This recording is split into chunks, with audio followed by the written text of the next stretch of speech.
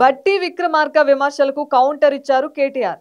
Current బిల్లులు కట్టొద్దని తానేమీ కొత్తగా చెప్పలేదన్నారు. ఎన్నికల ప్రచారంలో రేవంత్ రెడ్డి, కోమటిరెడ్డి వెంకటరెడ్డి చేసిన ప్రకటననే గుర్తు చేశానన్నారు. తెలంగాణలో కరెంటు బిల్లుల చెల్లింపు విషయమై అధికార కాంగ్రెస్, ప్రతిపక్ష బీఆర్ఎస్ ల మధ్య డైలాగ్ వార్ కంటిన్యూ అవుతోంది. కరెంటు బిల్లులు కట్టొద్దన్న బీఆర్ఎస్ వర్కింగ్ ప్రెసిడెంట్ కేటీఆర్ వ్యాఖ్యలపై డిప్యూటీ సీఎం మల్లు బట్టి విక్రమార్క మండిపడ్డ విషయం తెలిసిందే. అయితే తాజాగా బట్టి విక్రమార్కకు కౌంటర్ ఇచ్చారు కేటీఆర్. ఎన్నికల ప్రచారంలో భాగంగా అప్పటి పీసీసీ చీఫ్ రేవంత్ రెడ్డి, కోమటిరెడ్డి వెంకటరెడ్డి ప్రసంగాలను తన ట్విట్టర్లో పోస్ట్ చేశారు. నవంబర్, డిసెంబర్ నెల కరెంటు బిల్లులు కూడా కట్టొద్దని ఈ ఇద్దరు తెలంగాణ ప్రజలను కోరారన్నారు కేటీఆర్. అలాగే కరెంటు బిల్లులు చెల్లించే బాధ్యతను సోనియా గాంధీ తీసుకుంటారని రేవంత్ రెడ్డి స్పష్టంగా తన ప్రసంగంలో చెప్పారని గుర్తు చేశారు.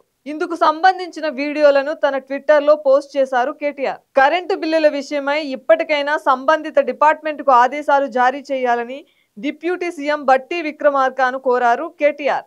డిస్కంల నుంచి బలవంతపు చర్యలు ఉంటే విద్యుత్ బిల్లులను 10 జన్పథ్కు పంపే కార్యక్రమాన్ని చేపడతామన్నారు.